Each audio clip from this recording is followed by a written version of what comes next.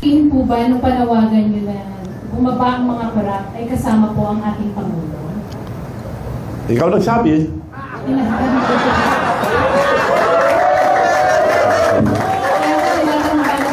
Kung ibig sabihin po ba kasama ang ating Pangulo sa panawagan nyo? Katulad po ng sinabi ko kanina. Sinabi mo na eh. Investigasyon ang investigasyon sa Senado, wala nangyayari.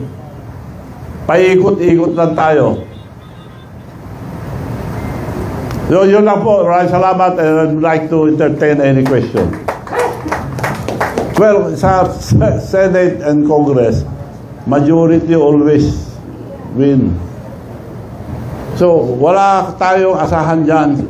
Kaya nga ako nandito ngayon na nag-aapela ng mga kabataan na lang ang magreklamo. Walang mangyayari yan, puro investigasyon.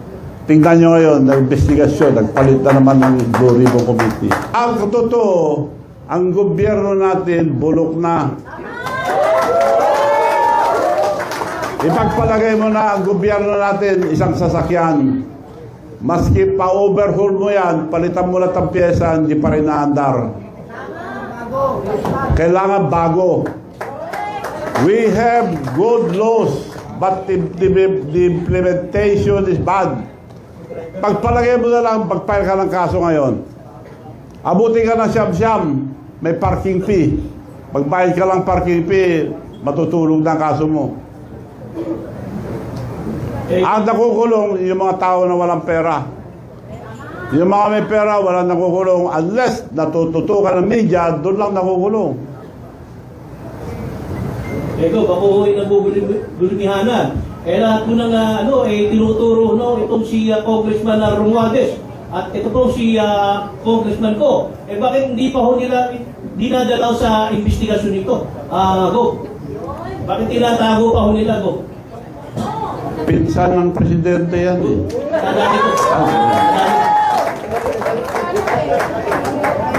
Ang alam ko, si Saldico, lumipad na. Nauna na. Hindi mo na makita yon. Salamat po, Go.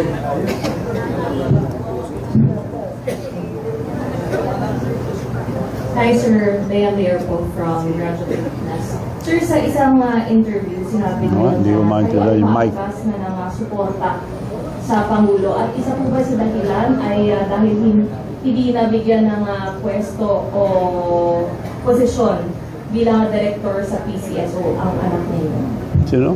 Ang dahilan ba kung ba't hindi nyo sinusuportan si BBM because hindi binigyan ng pwesto yung anak niya sa PCSO?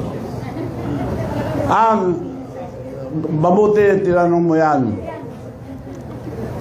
Nung magkatapos ang eleksyon, ikwento ko na lang paano naging presidente itong BBM. Tinawag ako ni Senator Amy Marcos. Manong Chavit, can you help us for the re-election of Bongbong? Dahil dinaya lang, sabi niya. Yes, tawagin mo muna ang leader sa North. Meron akong i-explain sa inyo kako. I will call them, but I will use your name because you're the president of the Mayor's League. Tinawag nila sa bahay nila, dumating mga congressman, governors, mayors. Sabi ni Senator Amy, thank you for coming so we can start the early campaign of Bongbong for Vice President. Dahil dinaya siya, sabi niya. But Manong Chavit is a plan. Manong, can you please tell us your plan? Okay, ako. Alam natin lahat, napakalakas ni Sara ngayon, walang kalaban. Now, gusto mo Vice President, mag-campaign na tayo maaga. Mag-file ka ng Vice President, marami kang mga kalaban dyan.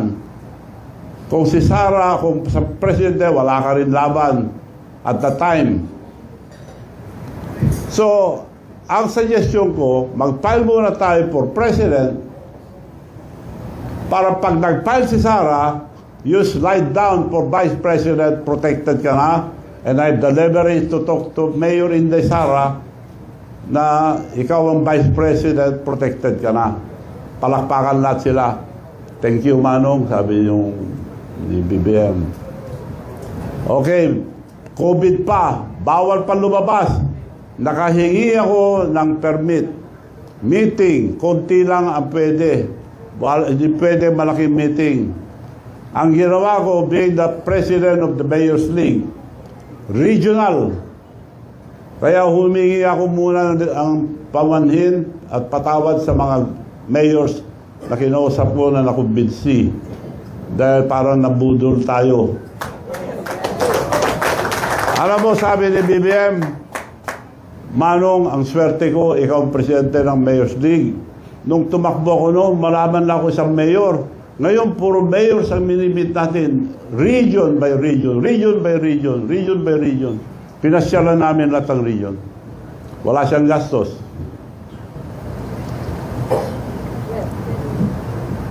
So yun ang totoong nangyari. Hindi nila mapagkailayan ang daming tao sa meeting. So sir, may tampo po kayo kay Pangulo? Ano no? May tampo po daw kayo kay BBM. Ang ayaw ko lang na ginawa niya, alam nyo, hindi ko inintindi mga insultong ginawa sa akin. Nagpunta kami sa Japan, bagong labas lang. Sa presidential table, binention niya lahat. Si Sandro, Dad, Manong Chavit is here. Ginanon niya, oh. Hindi niya ako pinansin.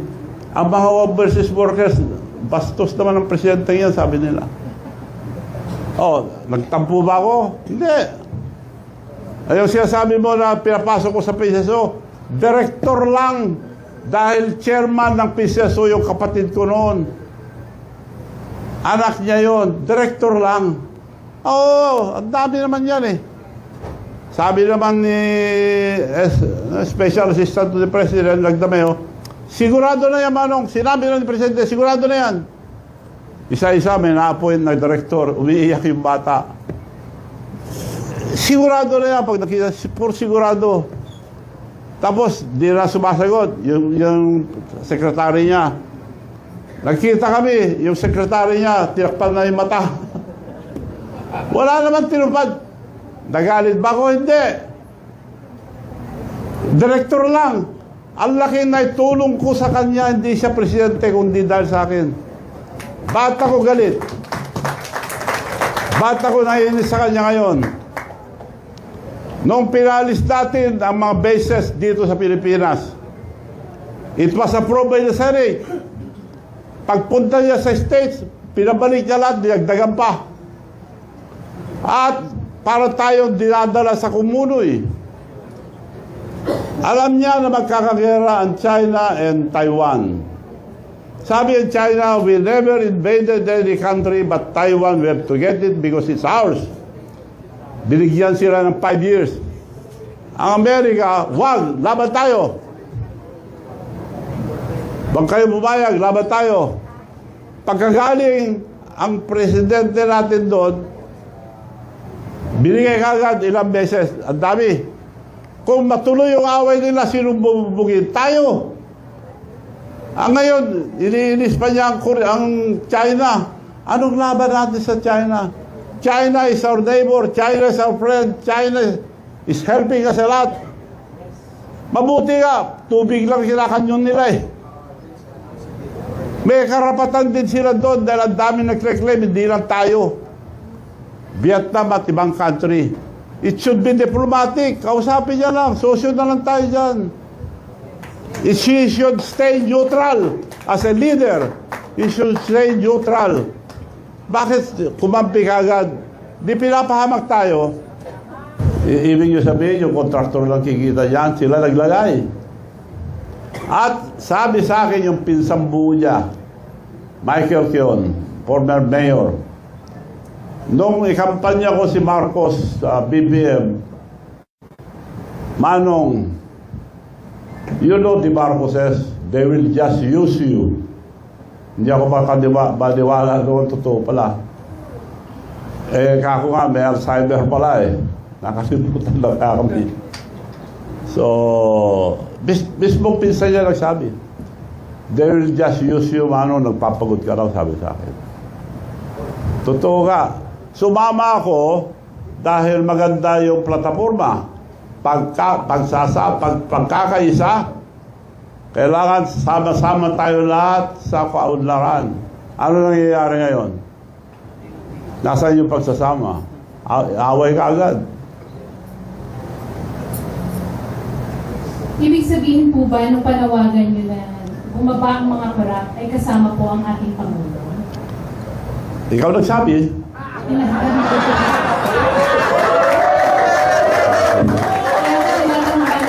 Kung ibig sabihin po ba kasama ang ating Pangulo sa panawagan nyo? Katulad po ng sinabi ko kanina. Sinabi mo na eh. Investigasyon sa Senado, wala nangyayari.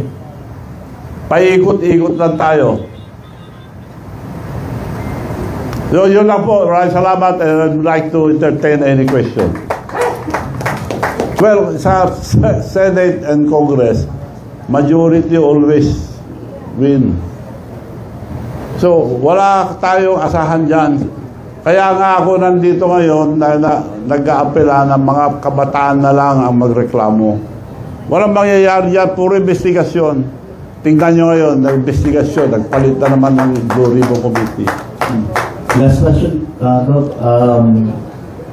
May magbabago ba sa Kongreso ngayon, sa Kamara?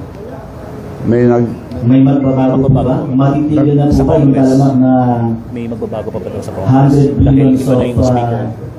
corruption sa flood control projects sa pamumuno ni Congressman Boji B. Hindi pa na-approve ang budget. Tanggalin nila lahat ang multo ron. Dahil karamihan nakalagay sa budget, ghost project, tapos na. Kung hindi nila tatanggalin yung multo ron, nandun pa rin. Okay. Thank you, Bob. Well, you seem to be satisfied with the situation. So first question is, bakit po hindi kayo satisfied? Second is, mayroon po ba kayong konkretong solusyon na magagawa para ma-address to? And third is, nung sinabi niyo po na dapat tanggalin yung mga korap, gusto po namin malaman from you, sino-sino po yung tinutukoy ng korap, sir? Thank you. Sino? Baka satisfied daw kayo sa change of leadership sa House. Hmm. And then, yung sino-sino daw yung mga ano ba yung mga sino-sino ba yung mga taong kailangan magbitiw? Iboto. May palit. Magbitiw. Ah. Yung magbibitiw dapat. Sino-sino yung mga tao? Kaya kakwa kanina, hindi na andar tong gobyerno nito. Palit. Mananawagan ako sa mga military, religious organization, mga negosyante, sila magbuo ang bagong gobyerno. Mga matitino muna, including religious organization, sa military and police, sila mamuno muna. Alis muna lahat ng politician.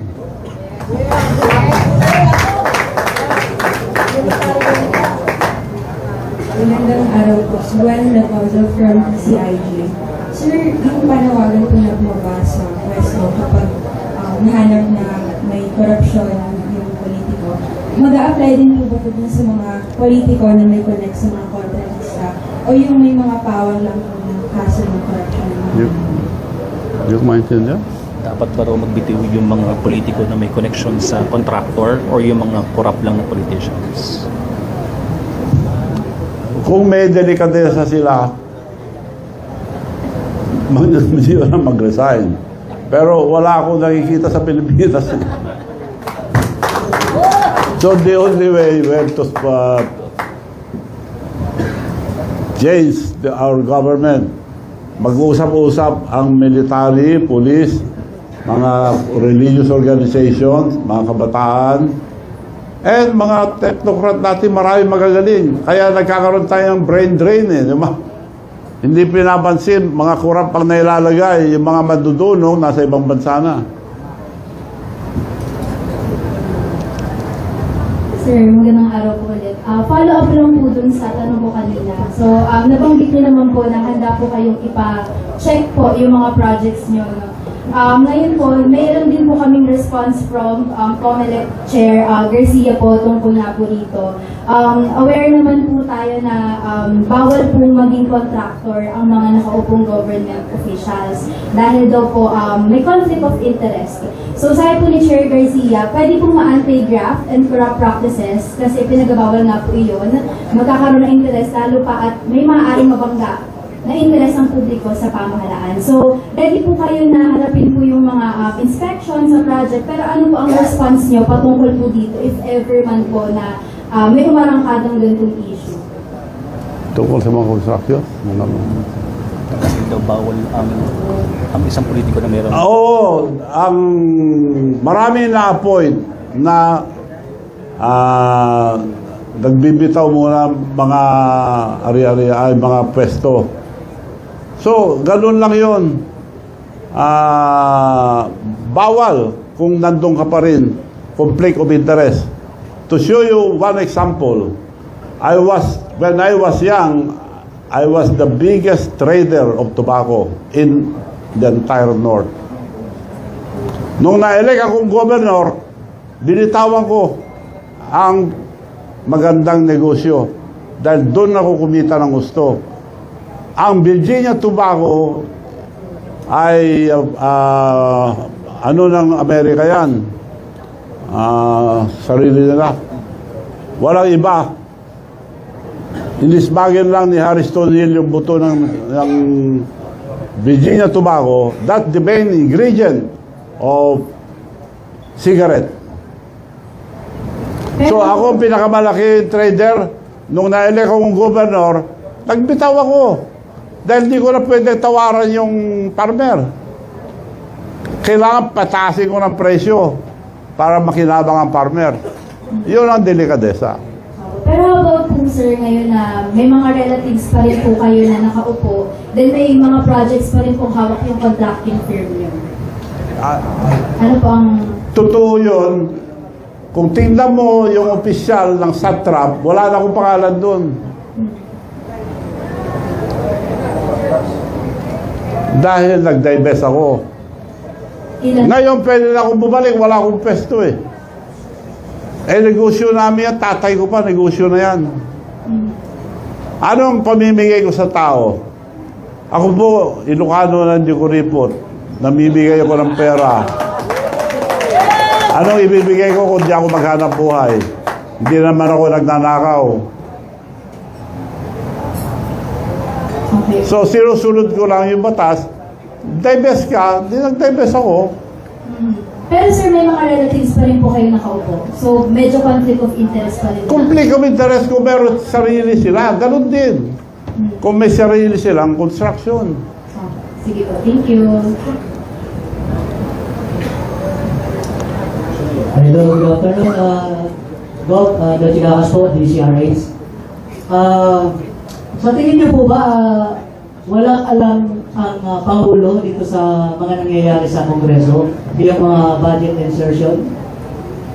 Sa tingin niyo po ba ay bulag siya dito o wala siya nakikita at kahaluson itong mga ganitong problema nung 2025 budget? Si BBM. Kung di niya alam, wala siyang kwentang presidente. Hindi niya alam. Anong klaseng presidente ang hindi niya alam? Siya unang tumitingin. Siya nagmamando sa Senate. Siya nagmamando sa Congress. Okay, kasi Governor, yung problema kasi nakapokus talaga sa corruption 2022 until present. So parang gusto nilang i-connect sa past administration yung corruption. Ano po ang comment ko dito? Kailangan po nag-comment nyo na nagsimula itong corruption sa flood control noong panahon pa ni Duterte. Lahat ng administrasyon may korupsyon eh. Bakit niya tinuloy? Bakit nila tinuloy? Kung totoo yung sinasabi niya, binibintangan niya yung mga past administration. Nung siya umupo, hininto na niya. Kung delikadesa siya, Hoy, may diferensya to. Pag nanakaw to, hintuan natin to. Dapat ganon. Tinuloy-tuloy niya eh. 3 taon na, sakala niya papansinin. Anong kwentang presidente yan? Di niya alam. Hindi dapat maging presidente kung di niya alam nangyayari sa buong gobyerno.